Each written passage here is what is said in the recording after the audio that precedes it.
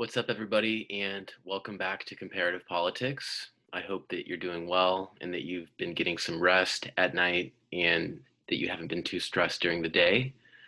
We're in the middle of an election. I say in the middle because the votes are still being counted and there's still some uncertainty about the eventual outcome. But I'm well aware that it still hangs over us, and many of us are still really tuned in to the vote counting and really engaged in the process. And so that's fantastic because, frankly, turnout in the United States, as you know, hasn't always been great. And this kind of involvement is really a change, frankly. I think that it's useful for us to actually have a bit of a conversation about the election, about the result. I'm curious just if you have any thoughts about the election, if you have any thoughts about the count, the eventual outcome, if you have an opinion about the entire thing. I'd love to hear from you, and I'm sure that we would love to hear from you. So let's just take some time to talk about the election. What do you think?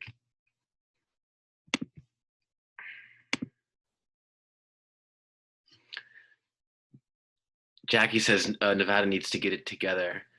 You know, I actually saw an interview with I think like the top election official in Nevada, and he said that there are a few reasons that it's slower in Nevada. First of all, they sent everyone a mail-in ballot.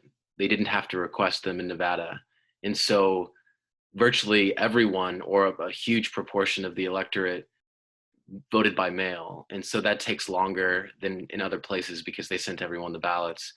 Secondly, I guess they have a number of like security and safety features, like verifying signatures and like other layers of security that I guess take longer.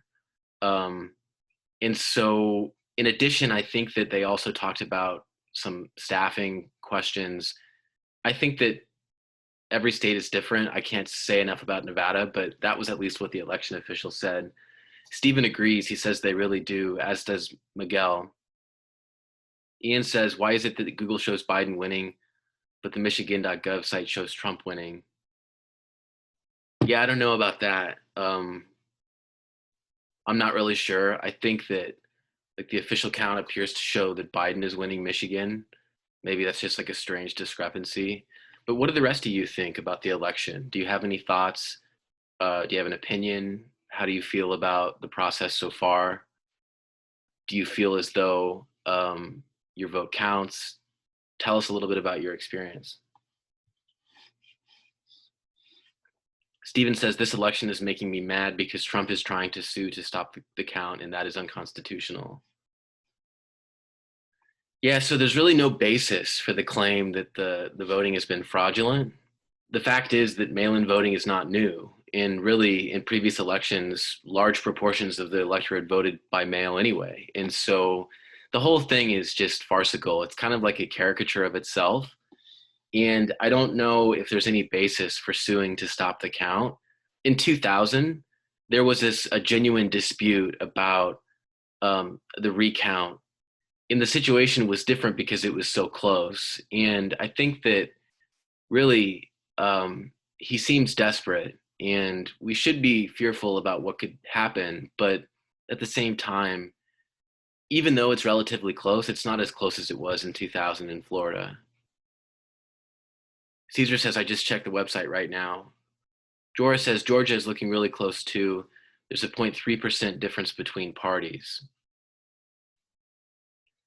Yeah, Georgia is really close. I think that Georgia wasn't expected to be kind of a battleground state, though. And so what happens in Georgia um, may not be entirely relevant. Obviously, it would help Biden, frankly, probably more than it would help Trump, since it was expected to go in Trump's favor anyway. And so the fact that it's in play is kind of interesting. Manuel says, I wonder who the RNC will nominate in the next election. Kayla says, I'm worried about what will happen after the election. Kayla, are you concerned about like election violence or some groups not accepting the outcome?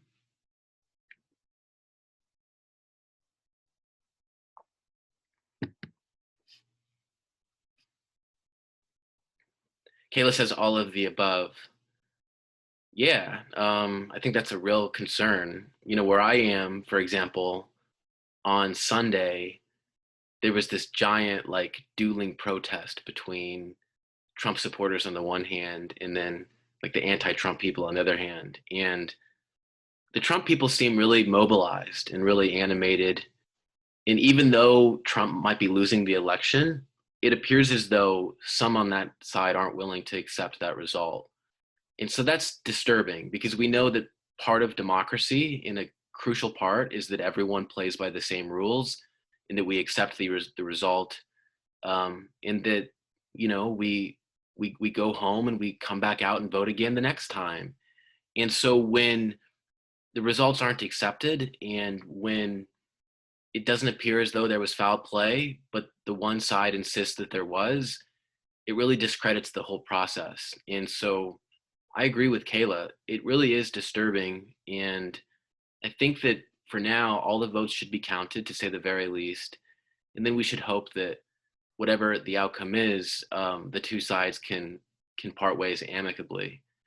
But it's been disturbing also to know that the two camps haven't been communicating. I guess the two campaigns haven't had any communication. I don't know how ordinary that is or isn't, but it doesn't seem at all to be a friendly relationship. And so, you know, Kevin says Manuel look towards Dan Crenshaw or Ted Cruz most likely. I don't know. I have to say, Ted Cruz was so totally obliterated by Donald Trump that I don't know if he has much or enough, credibility with Republicans. And I look, maybe I don't know enough about the situation. He is a Texas senator, but wow.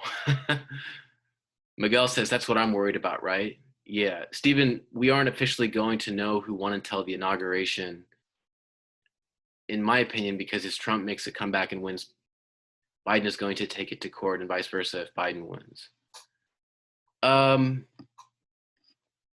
Yeah, potentially. I mean, and the fact is that in some of these states that are close, legally, the Trump campaign can demand a recount. And so if the objective is to slow down the count and slow down the eventual outcome, well, maybe that will become more likely if these close states like Nevada and Wisconsin remain really close, even if they go to Biden. I don't know as much though if the Biden camp is willing to go to court if they lose. They did say that if they lose, they're willing to and accept and prepared to concede the election. My sense has been that they have a legal team set up just in case they win the election in terms of all the votes and how they were counted, but the Trump campaign refuses to concede. I think that that's what they were mainly concerned about. Jake says, my best friend's parents are already hounding him about how rigged the election is. So there must be a lot of people that are feeling like that too.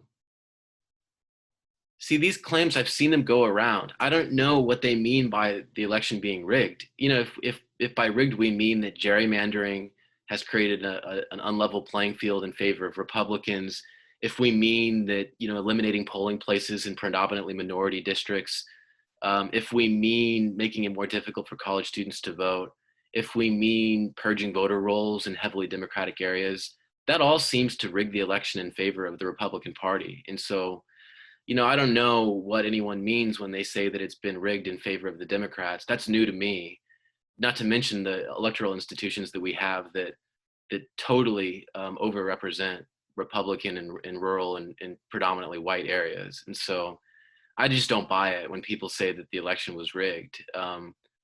Now, that being said, I think that all of the above that I just mentioned plays in favor of the Republicans. And so that's just in my opinion, like an objective fact. And so maybe in those ways, the election was rigged. Caesar says the time that it's taking to count the votes is kind of also leading to theories of rigged polls. I don't know much about it though. Keep in mind though that elections are never declared over the same day. It virtually always takes time to count the votes.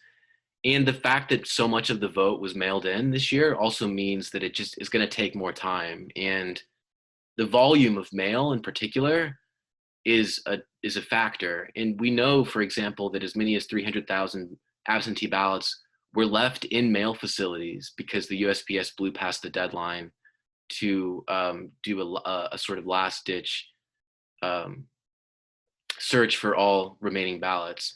That's another factor. Trump's postmaster general has controlled the post office and made decisions in a way that has made it more difficult to mail in ballots, to use the postal service at this time. In general, this is part of a larger effort, it appears, to tilt the playing field in favor of the Republican Party. Jake says, crazy how only one side strategy is to literally just not count certain votes. That's amazing. Manuel asks, are we going to see more outsider candidates? I don't know. Look how well this one went. Just being honest, right? Like, part of the appeal of Donald Trump was that he was an outsider. But we saw how that went. Now, obviously, he's an extreme case, and he may be a psychopath, but he didn't cooperate with anyone else, and he was a bully to even the people in his own party. And so the fact that he was able to accomplish anything largely had to do with the way things were set up for him and what he could undo that was handed over to him after the Obama administration. And so we had crisis after crisis. We had institutional crises, we had constitutional crises, we had budget crises. We had a whole number of issues that arose because of this sort of lack of experience or the unwillingness of Donald Trump to cooperate with other institutions. And so, if we see more outsiders, I would be surprised, to be honest with you. I think in some ways, the United States has been sort of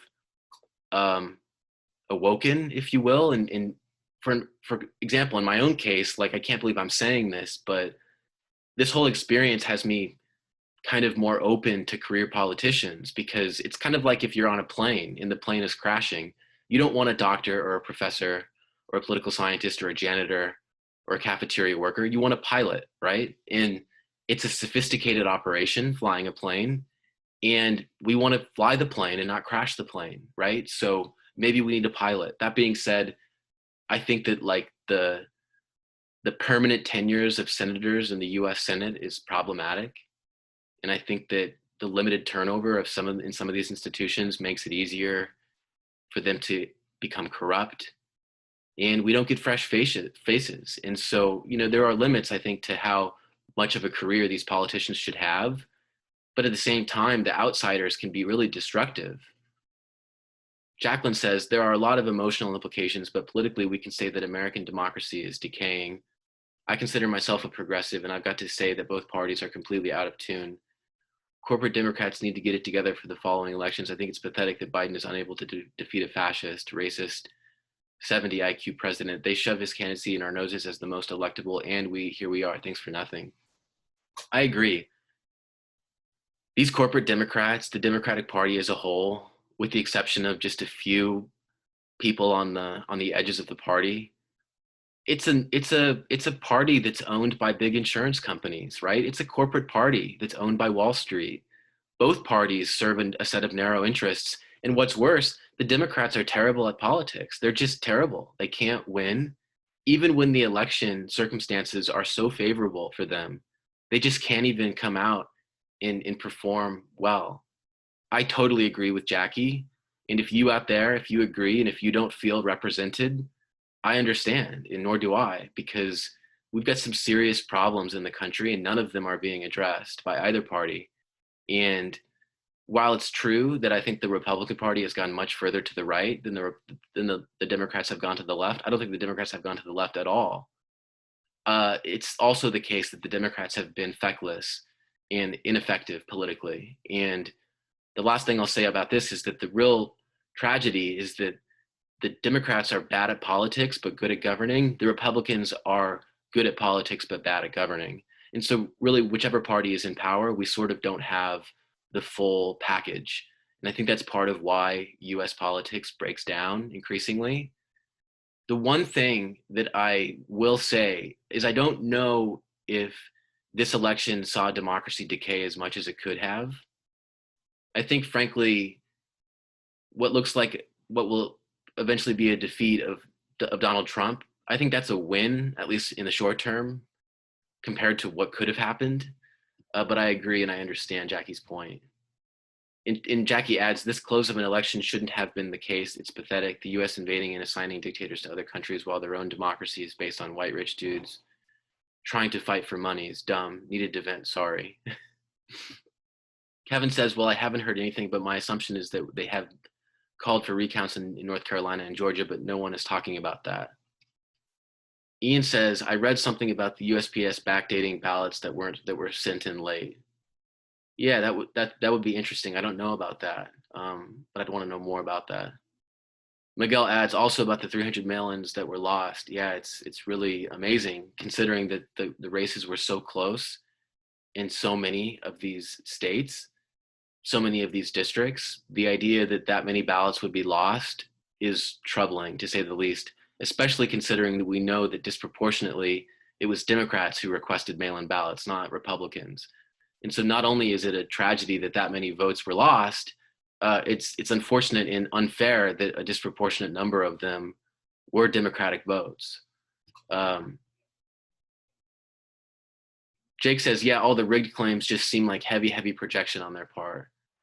Kevin says, well, what they mean by a rigged election is that they think they weren't given enough sight of ballots and people were going into polling places with coolers and purses without being checked. Kevin, they evaluate all those ballots. It's not illegal to deliver a bundle of ballots that represents a larger group of people. Why is it suddenly essential or necessary for there to be poll watchers? Election day intimidation is illegal and unconstitutional. And so like the whole idea that they were entitled to poll watchers is really asinine, to be honest with you. Like this is, in my opinion, disingenuous to sort of like construct this entire little world of paranoia and conspiracy and then insist that because of that world that they've constructed in their heads, poll watchers are essential. I'm just not buying it. And let's be honest, like we already know that the elections and the whole entire system are completely rigged in the favor of a tiny white minority that imposes its will on the rest of the country. And I'm from Nebraska, so I can say that, and I know it to be true. And so, you know, I just don't buy it. And the whole thing about the poll watching is just really obscene. So frankly, I just don't buy it. Jackie says, Jake, they are just desperate. In the state where they are winning by a small margin, they are staying stop counting so they can claim victory. If they are losing, they are claiming they need to keep counting or recount. Nice democracy. Miguel says extreme. Kevin says, a really cool idea was that we have the House and Senate nominate a candidate for VP and president respectively, so that at least it is at one ticket of two people from government.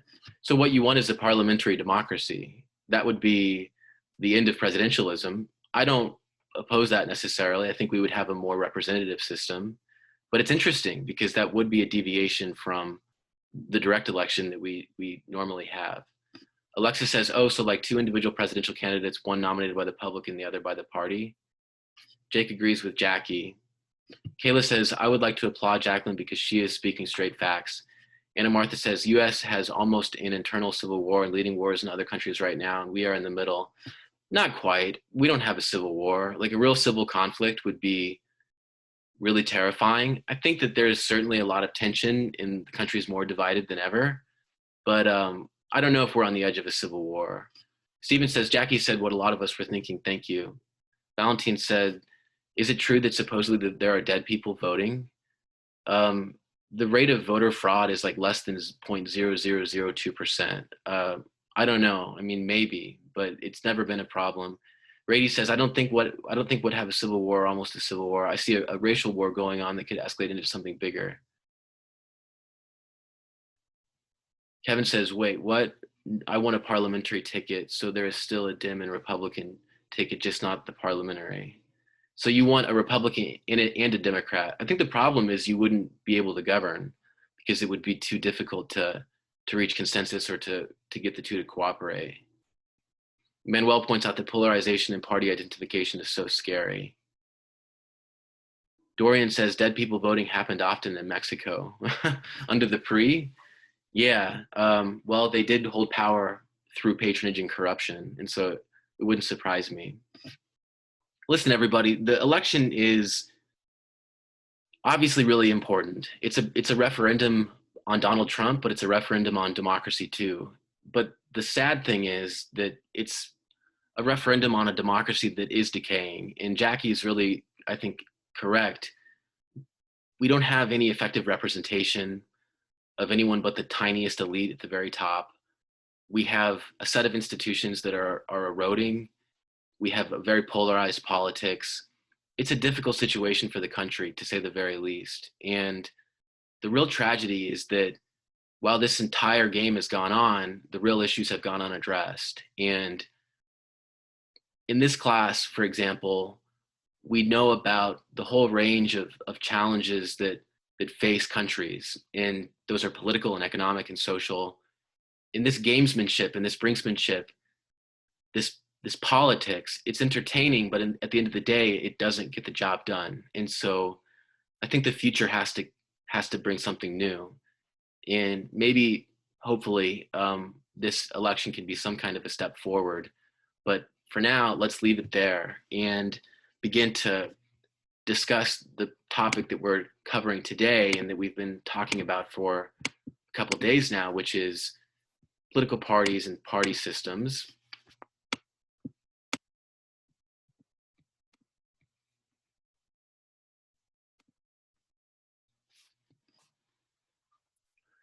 Now, where we left off was a discussion of strategic voting and strategic entry.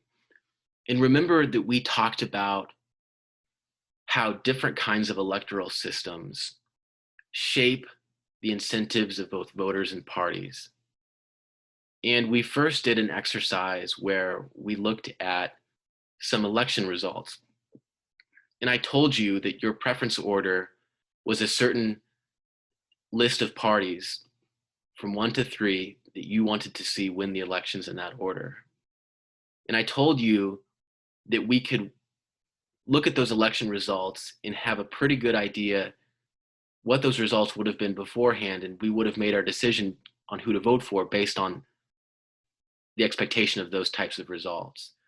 And we found that in a disproportional system or in a single member district system where the whole constituency goes to the winner of the election and where votes are not counted and then seats allotted proportionally, we learned and we saw that there's an incentive to vote for your most preferred candidate who has the best chance of winning.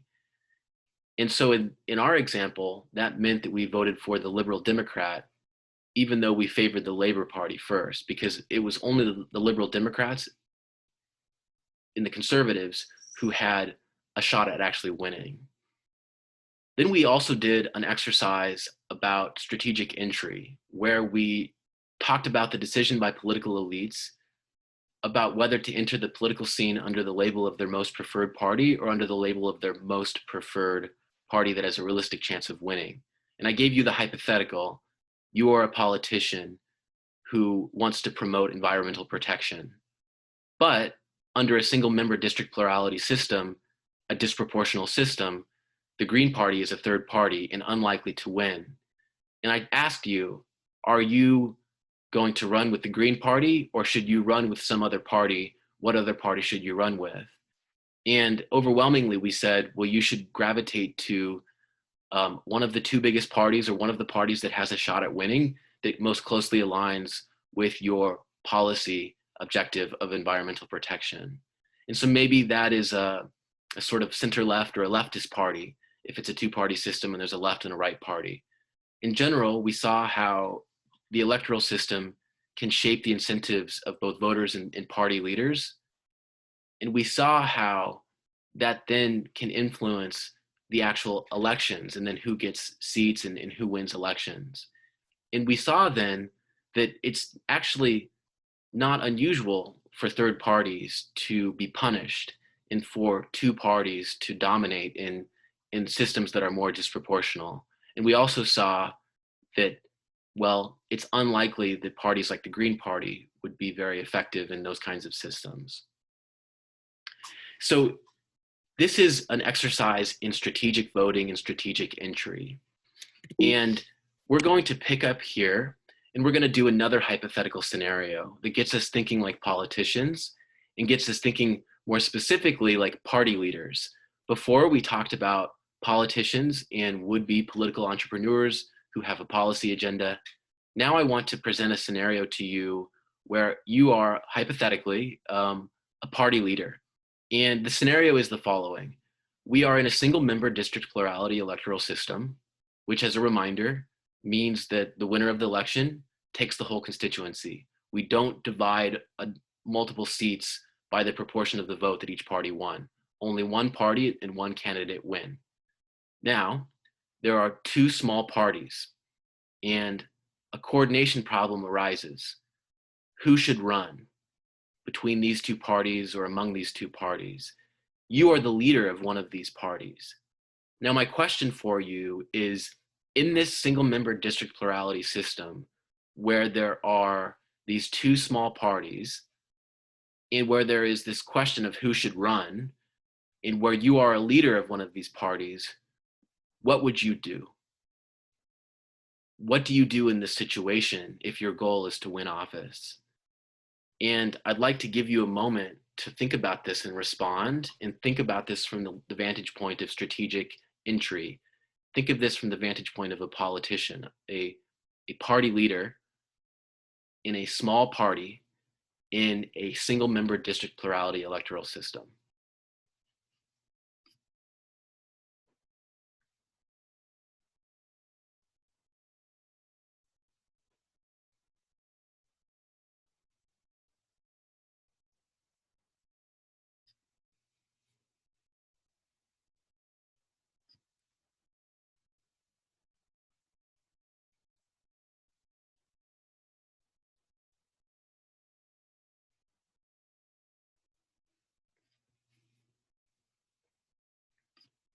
And to clarify, these two small parties are not the main parties in the system, okay? The single member district plurality electoral system surrounds a party system that contains bigger parties or larger, more successful, more competitive parties. These are more peripheral parties. So the question is, what would you do if you are the party leader in one of these parties?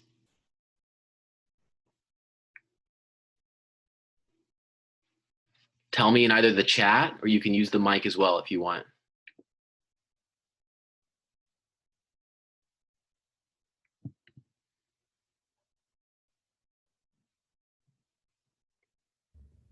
Yeah, I think one strategy could be if you're one of these small parties is maybe like early on try to build a really strong campaign and try to get a lot of um like a lot of the word out there and try to build a strong base.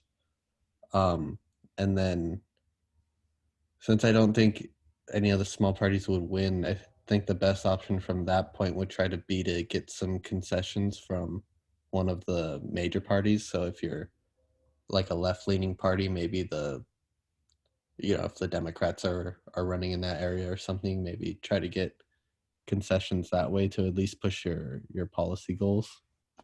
Okay, so let's hear from a few people before we begin to tie together some of these comments. What else could we do? Or can we add to that? If I was in charge of one of these smaller parties, I think I would try to run with a bigger party that has a stronger chance of getting the votes that most aligns with our political views. Because if we're a small party, we have very little chance of getting many votes, no matter how strong of a base we put out. So if we run with a party that has a chance of winning that aligns with us very closely, I would try to run with them. Okay, good. So far we have two different points. Jake says we could try to get concessions from one of the bigger parties. Steven says we can run with one of the bigger parties. Okay, good. So what else could we do? What are some other potential options available to us?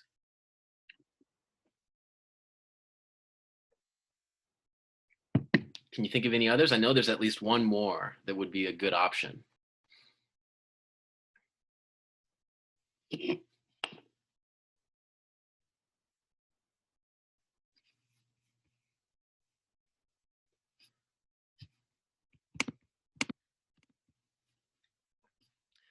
Nina says, I would merge the two parties together and compromise so that the important policies in both parties are showcased and addressed. Great, great. Every response that we got was on point, but Nina's point is a really interesting insight because this is often what we see. We see small parties merge and form a larger bloc or a coalition or a single larger party, and they reach a compromise and they kind of find a middle ground inside that new larger party, and then they try to become more competitive that way. Now, to reiterate, we had three options that we came up with. On the one hand, Jake said we could try to really run a strong campaign and then get concessions from larger parties.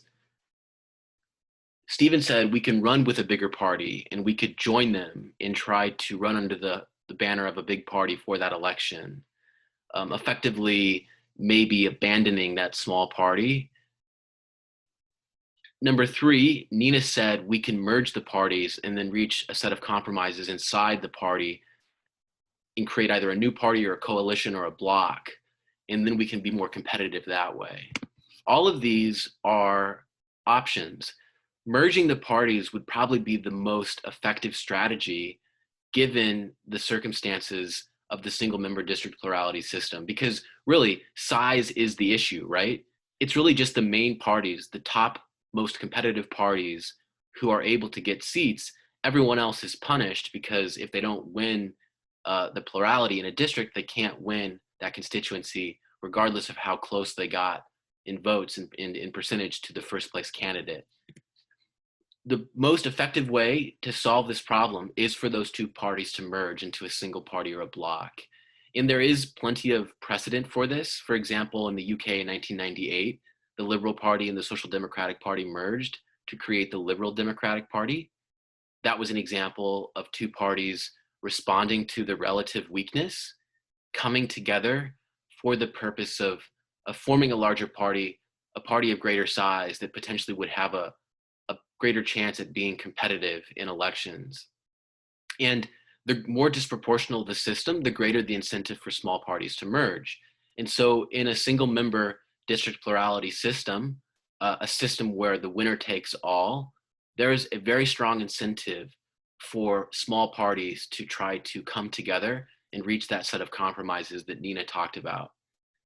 And the reason is because they know that if they can't get bigger, they're never going to get any seats. And the only way to get bigger is for them to consolidate.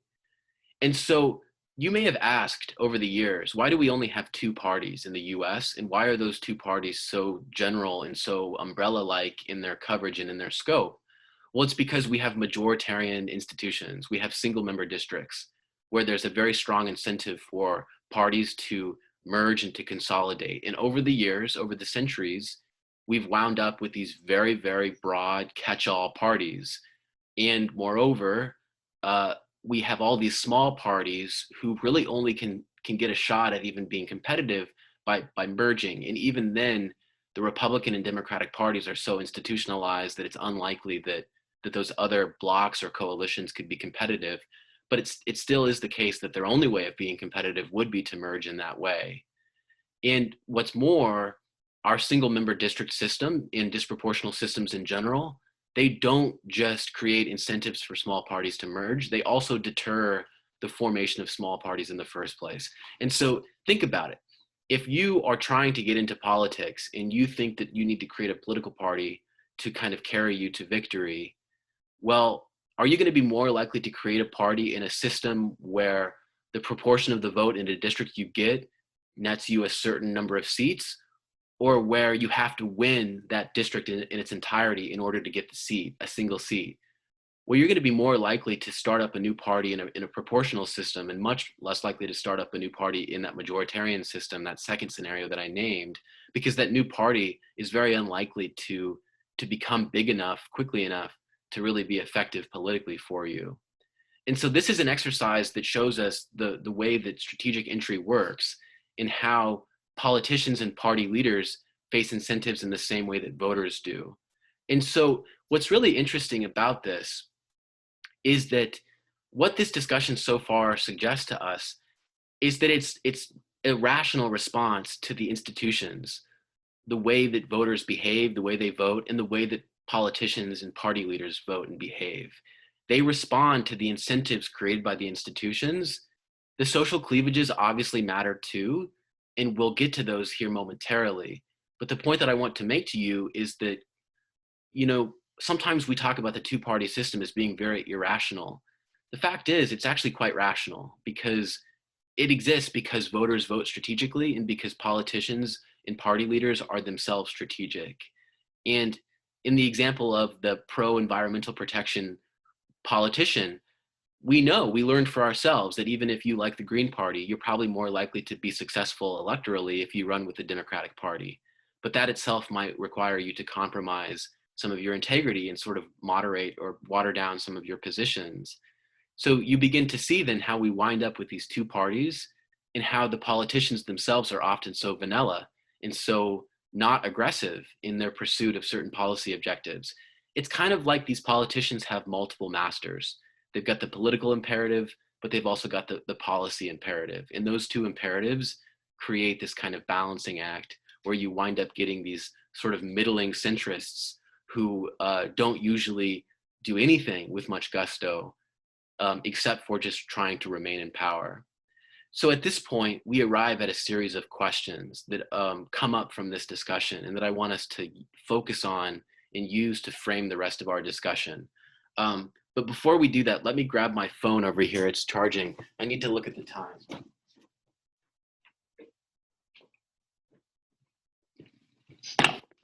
Sometimes it still like catches me by surprise that I'm like at home in lecturing. But yes, it's 38 after the hour and we still have plenty of time left in class. And so we will continue to engage and it just gets better from here. The questions that come up for us at this point are the following.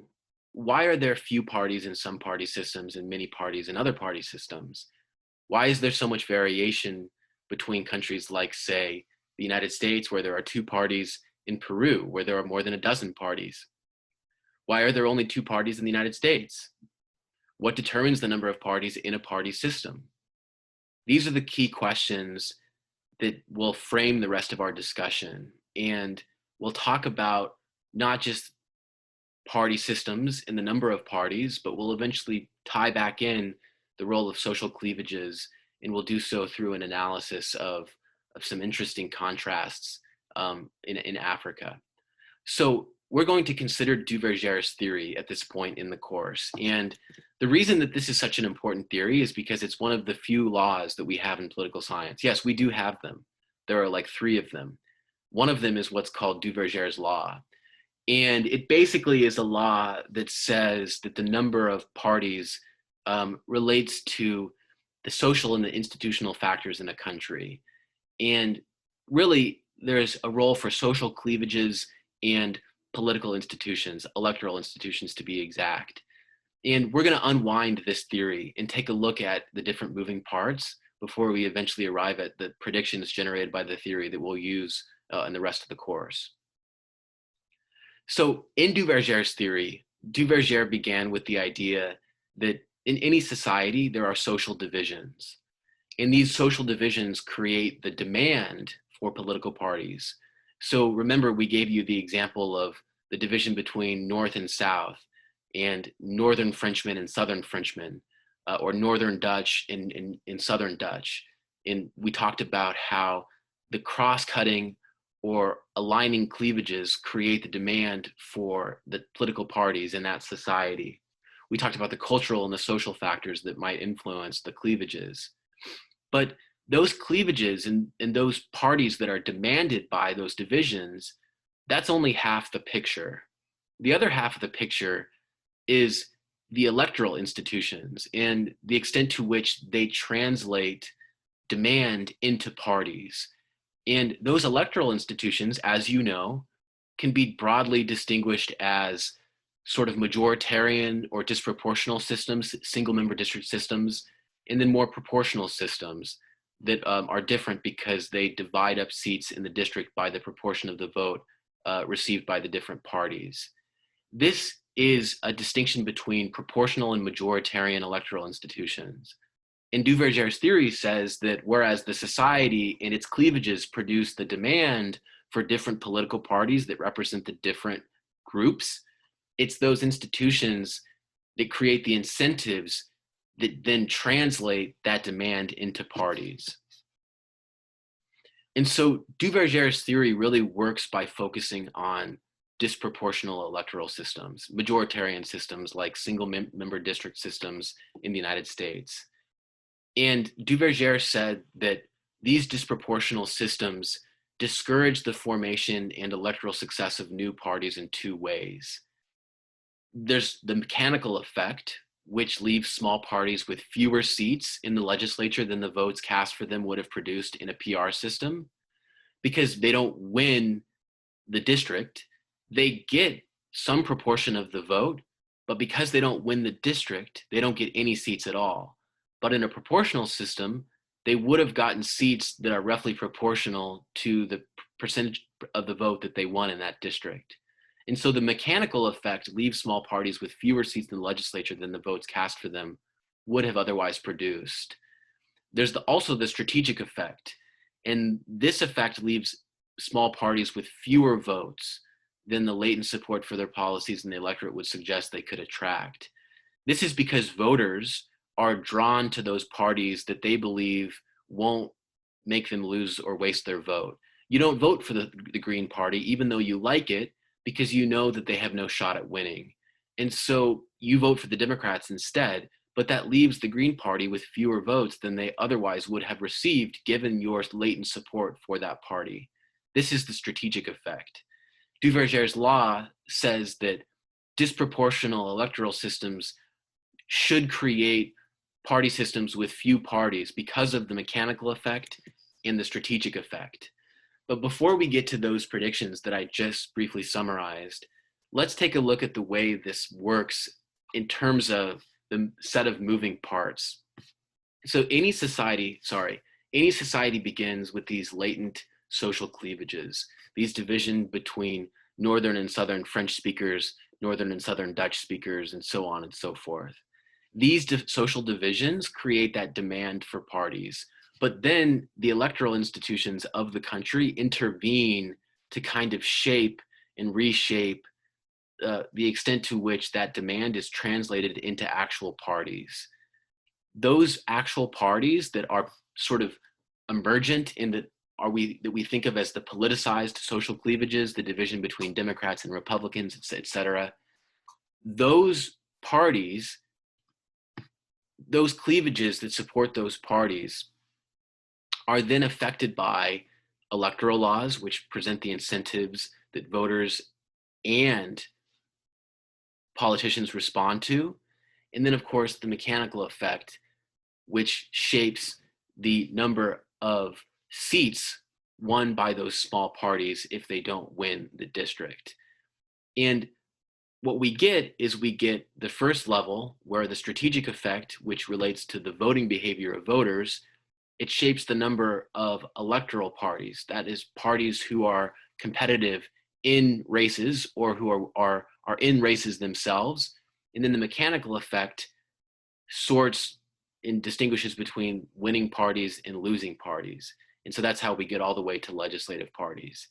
Duverger's law says that the number of legislative parties will have to do with the interaction between the strategic effect, the mechanical effect, and those latent social cleavages.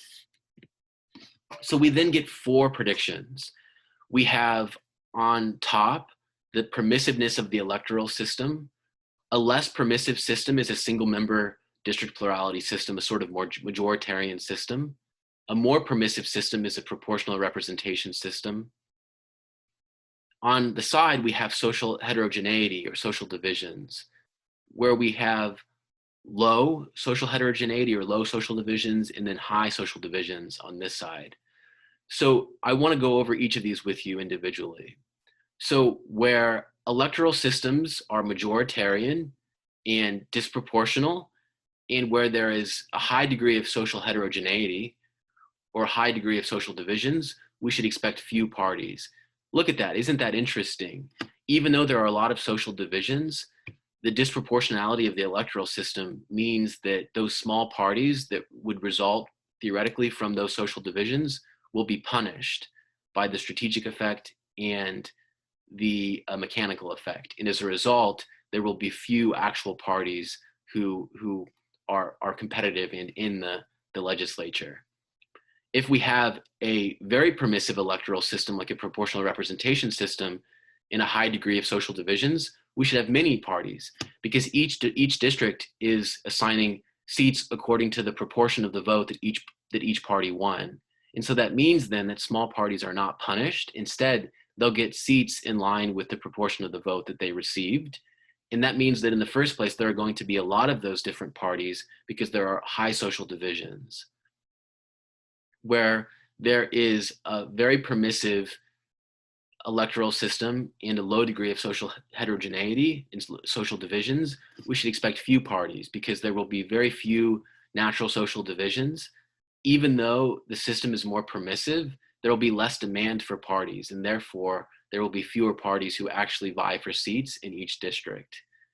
And then finally, if we have a less permissive electoral system and low social divisions, we have both low demand for parties and we have a system that's going to punish small parties and overrepresent large parties. And so we should therefore expect few parties as well. And we can take a look at the actual data. This is the observed number of parties under different conditions. This is data for 54 democracies in the 1980s. And the party size, system size is measured by the effective number of legislative parties. Electoral system permissiveness depends on whether a country employs single-member district electoral systems or multi-member electoral districts. And the social heterogeneity is measured by the effective number of ethnic groups in a country. And so countries that have more effective ethnic groups than the median in the sample are coded as having high social heterogeneity. Those with fewer ethnic groups than the median are coded as having low social heterogeneity. And so what we see here is basically what we would expect to find. We expect to find many parties where there is a highly permissive electoral system and a high degree of social divisions. And we find that there are the most parties in this category. We should expect fewer parties, comparatively speaking, where the electoral system is highly permissive, but where social heterogeneity is low. And that is what we find relative to this category here. On the other hand, we should find few parties in both of these, because on this count, the electoral system will punish parties even if there's a high demand for parties. And that's what we seem to see here because of the low number of parties. And even if the social divisions are lower, the low permissiveness of the electoral system should punish those smaller parties, and there should be fewer parties in this category as well. But one thing that's interesting about this data is that this number is this number at all. When I looked at this, I expected this number to be smaller than this number, because if there's both a low permissiveness in the electoral system and low social divisions, well, shouldn't that mean that there are fewer parties than in the situation where there are high social divisions? But somehow there are more parties here. That's the only component of this data that threw me off. And I don't have an explanation for that. But what I want to stress to you is that this is about what we expect to find in terms of the number of effective parties in these different types of systems with different degrees of social divisions and different electoral system permissiveness. So the takeaway for Duverger's theory is that it's one of the few laws we have precisely because of the robustness of this finding. What we find over and over is that Duverger's theory is effectively correct. And in that theory, to really put a number on it is excuse me, I'm getting a call, but I need to ignore it. The theory is that M plus 1 equals the effective number of parties. And M is the district magnitude. The district magnitude is the number of representatives in a district. And so in a single member district plurality system, 1 plus 1 equals 2. That means that in systems that have single member districts, we should expect 2 parties. In systems that have multi-member districts, say 5, we say 5 plus 1, and then we predict in that case 6 parties. In these situations, we have very different electoral systems, and we have very different numbers of parties and very different party systems. But M plus 1, Duverger's law, is one of the most robust findings in political science because of the close link between M plus 1 and the actual number of parties. And so this is an important takeaway because it goes to show you that institutions matter as much as cultural differences and social divisions that give rise to the demand for parties. It's both the institutional and the societal dimension that matter so much to the eventual formation of the party system. So at this point, we arrive at a new set of questions. And this new set of questions concerns when and why some cultural differences are perceived as politically and socially salient and others are not. Remember that we established that there are social divisions that give rise to demand for political parties. Well before we ever come up against those institutions, there are social divisions that sort of demand the formation of different parties or create the latent demand for parties in the first place. But it's not the case that all cultural differences become politically important or politically salient.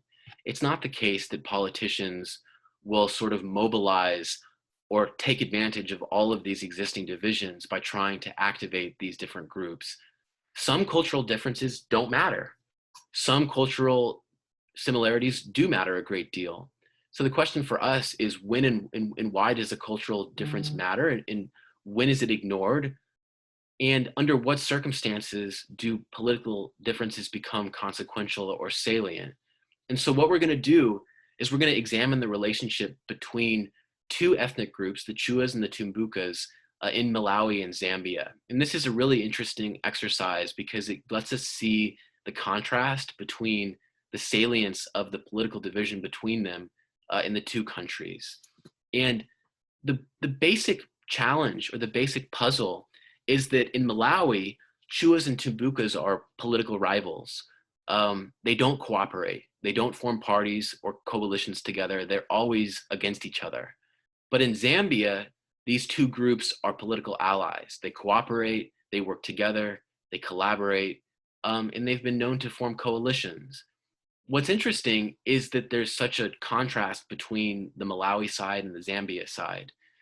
Now, let's add in some more detail. 2/3 of Chuas and Tumbukas live on the Malawi side of the border. A third live on the Zambia side.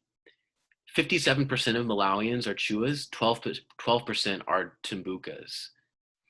Both groups are very small in Zambia. And then we have an interesting picture where not only is there a distinction in terms of their cooperation and their relationship with one another, but also in terms of their size. Let's flesh this out further. When we say that they're not rivals, what do we mean? Let's look at some actual survey data. So to reiterate, these Chuas and Tumbukas are allies in Zambia, but they are rivals in Malawi. In other words, ethnic divisions appear to matter in Malawi, but they don't appear to matter in Zambia. And we want to know why that is. But before we get there, let's consider the following survey data to take a look at how this plays out in survey evidence that we already have. So in response to the question, would a member of your ethnic group vote for a presidential candidate from the other ethnic group? 21% said they would withhold their support in Zambia, consistent with our understanding of them as being rivals. 61% said they would withhold, consistent with our understanding of them being allies. 61% said they would withhold their support in Malawi. That's consistent with our understanding of them being rivals in that country. In response to the question, would you marry a member from the other ethnic group? 24% said they would not in Zambia, consistent with our understanding of them as allies in Zambia. 55% said they would not in Malawi, also consistent with our notion of them as rivals in Malawi. And so they're clearly opposed to each other in Malawi. They're clearly more aligned in Zambia, or at the very least, they're more ambiguous about their relationship in Zambia. This is very interesting. We want to try to understand these differences. But before we do, let's point out how distinct these groups really are and why it's interesting that they would be allies in Zambia despite these differences. So there are some really important cultural differences. For instance, Chuas speak Chichua, Tumbukas speak Chitumbuka. These are different languages. Chuas dance Nyao, Tumbukas dance Vinbuza. These are different dances, important cultural practices. Tumbuka parents want 7 cows for their daughter. Chua parents only want a chicken. So these are distinct ethnic groups. For all intents and purposes, they are not the same. They have different preferences, different values. They have different expectations, different conventions and social norms. They have different ideas and languages. They have different cultural practices, practices of dance. These are obviously groups that don't share a lot in common. And so the fact that they would be rivals in Malawi but allies in Zambia raises interesting questions. So what we're going to do in order to address this question is we're going to conduct a most similar systems design experiment where we're going to look at 4 villages separated by the Zambia-Malawi border. We're going to compare Chuas and Tumbukas on either side of the border, and we're going to look at what's different about them. We're going to use the method of difference to examine their similarities and their differences. Now, the reason that this border is useful is because it was arbitrarily set by the British South Africa Company in 1891. As colonizers ordinarily do, they paid no attention to ethnic differences. They paid no attention to the composition of the ethnic groups on either side of the border. Instead, they made decisions that were motivated mainly by the interests of the British in the British South Africa Company. This border paid no attention to the distribution of the groups on the ground. And so in this way, it's kind of like a useful setting to take a look at the differences on the 2 sides so that we can try to understand what might account for this variation. So here's what we have. We have the Chuas represented here, and we have the Tumbukas represented here. And as you can see, they exist on both sides of the border. This is Malawi. This is Zambia. And we have then this distribution of these groups on both sides. We have our 4 villages, or our 4 sets of villages. Buwasi Lundazi in Zambia, Makanda in Zambia, Makanda in Malawi, and Kapopo in Malawi. We have 4 villages. And so what we're going to do is we're going to compare. We're going to use the method of difference. So let's look at some potential causes, some potential factors that might differentiate these cases. Question is, why are Chua-Tumbuka relations so different in Zambia and Malawi? Both of these countries employ single-member district plurality systems. That means they both use majoritarian institutions. They both have single-member districts where the winner of the election in a district takes the whole constituency, a single member. Both have had one-party rule and multi-party rule. So they've both experienced authoritarian rule as well as multi-party rule. So they both have some experience with both dictatorship and democracy. Both have been British colonies. They have a cultural legacy, a historical legacy that goes back to being a colony of the British. And so what that means is these can't be the reasons. These can't be the reasons that relations are so different in Zambia and Malawi, because remember that we have to find a key difference that could help explain the variation in the relations across the 2 cases. Since these cases both have SMDP systems, both have experienced dictatorship and democracy, and because both were colonies, those can't be the reasons why the relations are so different. We've got to look elsewhere. Before we continue, Do you have any ideas what might account for this difference? Is there anything that you think might be at work here? What could be a key factor that differentiates these cases? And I'll give you a hint. It's something that we've already discussed as we talk about these cases.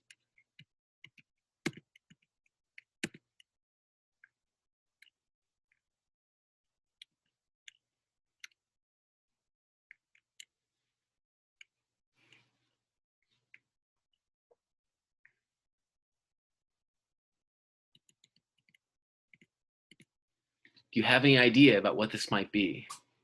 What might explain why the relations are different in the two countries? It's the fact that they're both small in Zambia, and one of them makes a majority of the population in Malawi.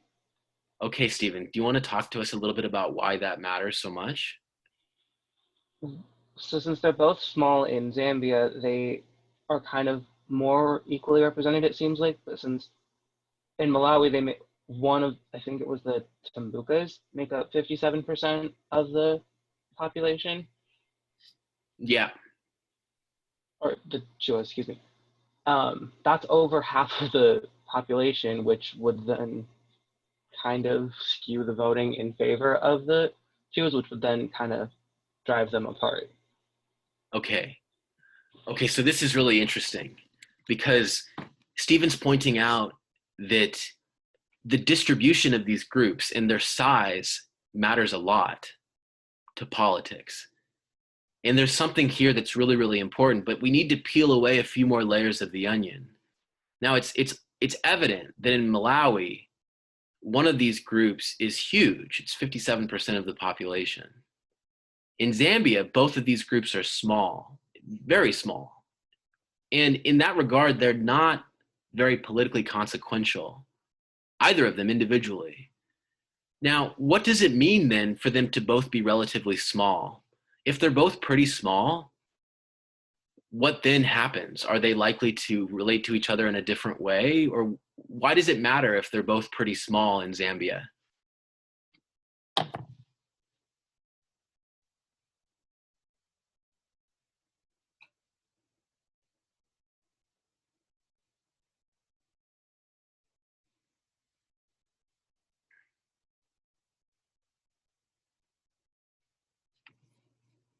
I know that this is kind of hard, but we're doing such a good job. And I just want to give anyone a chance before we move on and before I discuss this in more detail.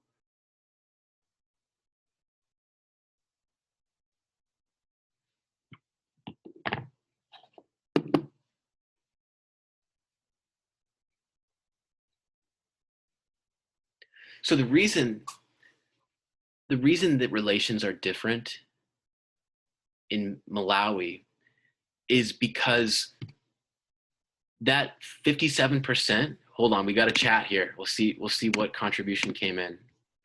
Stephen says in Zambia, they are both small and likely to merge and compromise to gain traction politically. Yeah, absolutely. So two things to extend Stephen's point. In Zambia, the groups are both small. And so neither of them individually is very politically useful to a politician.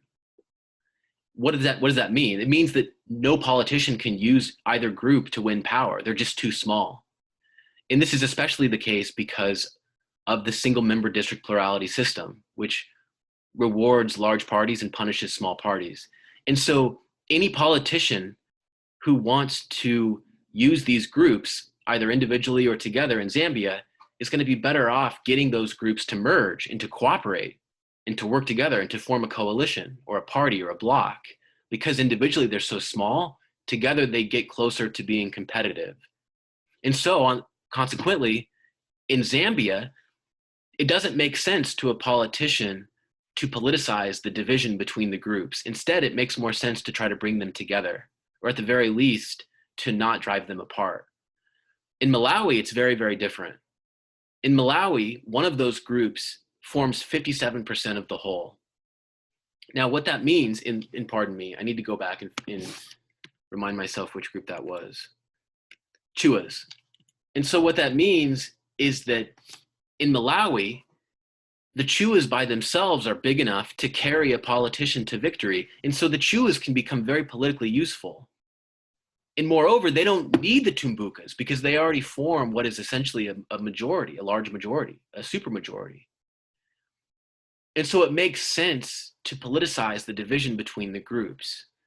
It makes more sense to drive a wedge between them because individually the Chuas are politically useful in ways that the different groups in Zambia are not on their own.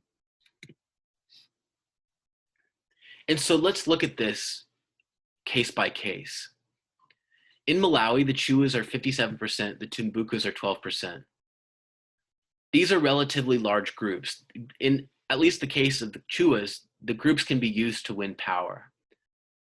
So in Malawi, the Malawi Congress Party is the Chua Party, and the Alliance for Democracy is the Tumbuka Party. And so, not surprisingly, these groups have parties that represent them and that seem to sort of reflect this social division. The point that I want to make to you is that in a single member district plurality system, it makes sense to politicize this dimension, this division between these groups, because they are relatively large groups that can be politically useful to a politician or to a party. And so unsurprisingly, we have parties in Malawi that do politicize this division, and we have parties that correspond to these ethnic differences. Now in Zambia, on the other hand, the Chuas are only 7% and the Tumbukas are only 4%. These are relatively small groups. They're very small, and they cannot be used to win power, either individually and perhaps not together either. And so it's interesting to note, moreover, that in Zambia, the division is really between the Easterners, which includes Chuas and Tumbukas, Northerners, Westerners, and Southerners. Chuas and Tumbukas in Zambia have to work together if they hope to win political power. And so what we can say then is that in a single member district plurality system, it makes no sense to politicize this division because instead working together and cooperating is going to be more effective as a political strategy because the groups are so small. And so this goes to show you that social divisions are translated into parties through electoral institutions, but certain social divisions matter in certain settings and don't matter in other settings. And it's going to depend on the size of those groups. And moreover, it's going to also depend on whether the cleavages are cross-cutting or not. And so what this shows us is that both institutions and social divisions matter. But moreover, the size of the individual groups matter as well to whether they become politically consequential or politically useful to a politician. So what this tells us is that the case of the Chuas and the Tumbukas in Malawi and Zambia does support our view of identity formation. Our view of identity formation was one that focuses on the role of both social divisions, but also electoral institutions. We found that not all cultural and ethnic divisions will become politicized. The logic of political competition focuses voters' attention on some cleavages rather than others. And in particular, certain kinds of electoral systems will present voters with incentives to vote strategically or vote in ways that will not waste their vote. And what this normally means is that third and smaller parties are punished and larger parties are rewarded. And in more proportional systems, we know that voters are more likely to vote for smaller parties because parties are going to win seats according to the proportion of the vote in the district that they ran. And then moreover, we found that politicians always seek to build winning coalitions, but if these coalitions are going to stress those social divisions, then leaders have to choose divisions that define the most usefully sized building blocks. This is all about the structure of the society and the size of ethnic groups and the size of different groups. Politicians, if they want to be successful, have to be strategic in the same way that voters have to be strategic. And so parties and politicians will focus on choosing divisions that define the most usefully sized building blocks in a society. And so every society is different, and the divisions in the electoral institutions are also different. The size of those groups are also different. This is how we get so much variation in party systems, but it's also how, with the use of social divisions in electoral institutions, we can understand with some regularity why some countries have fewer parties and why some countries have more parties. And so this does conclude the discussion for today. We've got a few minutes left, and I want to open it up to any comments or questions that you have about party systems or about parties. These could be questions about the party system in the United States or about party systems elsewhere.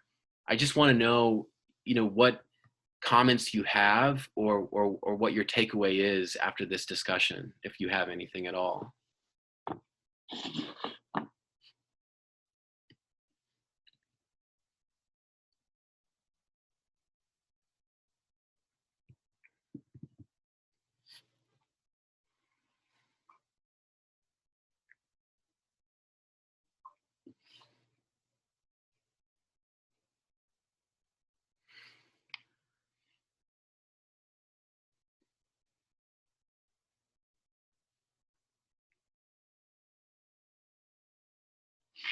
So after this discussion, do you feel more or less confident that we can do away with the two-party system in the US?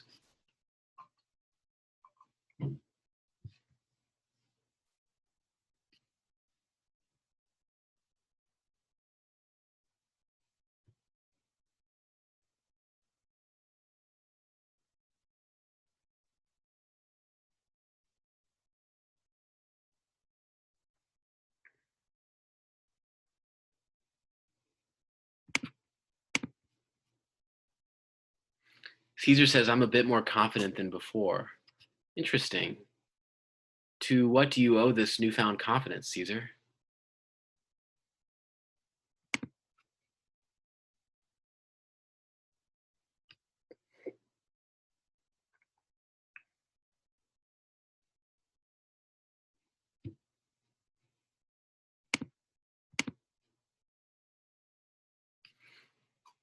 Jake says, probably less. I thought it was more of a manufactured thing, but it seems like it can be naturally occurring, which is harder to stop. Caesar says, one of the main things is just keeping balance of both sides. Yeah, Jake, it is sort of discouraging because it implies this analysis implies that there's a method to the madness, right? It implies that there are two parties because it's rational for there to be two parties, both for voters as well as for politicians.